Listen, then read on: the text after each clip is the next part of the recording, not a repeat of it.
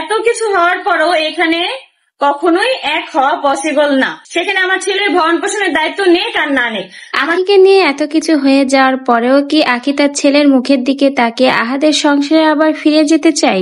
এবার সেই বিষয়ে লাইভে এসে মুখ খুলল আখি।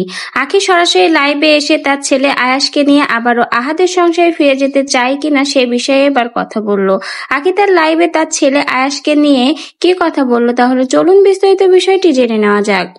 তিশা আহাদের জন্মদিনের দিন লাইভে এসে জানায় আখি চাইলে আহাদের সংসারে আবারও ফিরে আসতে পারে, কিন্তু তাকে অন্য ফ্ল্যাটে উঠতে হবে। কখনোই আখিকে সে তার সংসারে পাও দিতে দেবে না, এমনকি তার চোখের ত্রিসীমানায় আখিকে আসতে নিষেধ করে দিয়েছে।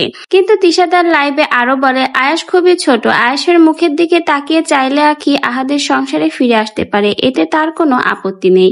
এবার তিশা সেই লাইভের কথার উত্তর দিয়ে দিল আখি।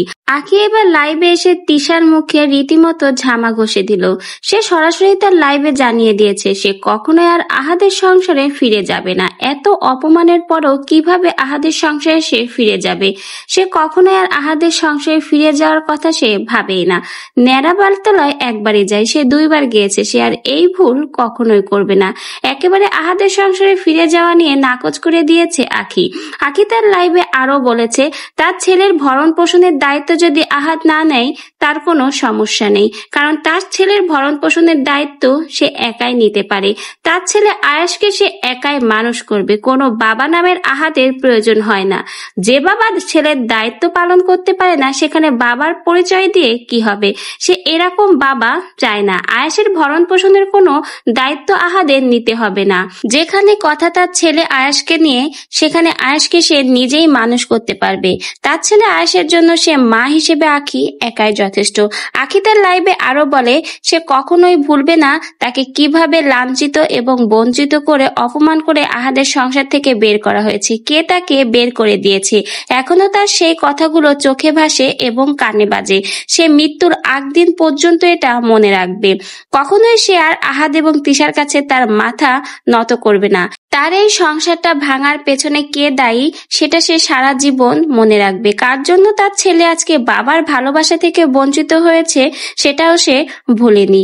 সে এবার সরাসরি লাইভে বলে দিল এত অপমানের পরে কখনোই আর সে আহাদের সংসারে ফিরে যাবে না।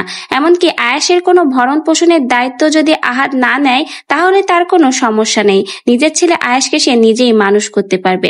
আখি যে তিশা এবং আহাদের এই নাটকগুলো ধরে ফেলেছে যে তারা কিসের জন্য কোন উদ্দেশ্যে আখিকে আবার আহাদের সংসারে ফিরে নিয়ে যেতে চায় সেটা আখি বুঝে এবার লাইভে এসে একদম আহাদ আর তিশার সকল পরিকল্পনার মুখে ঝামা ঘষে দিল। যত চেষ্টা করুক আর যত কাঠখড় পোড়াও সে কখনোই আর আহাদের সংসারে ফিরবে না, এটা যেন তিশা এবার মাথায় ঢুকিয়ে রাখে। এবার আখি লাইভে স্পষ্ট ভাষায় তিশাকে বুঝিয়ে দিল।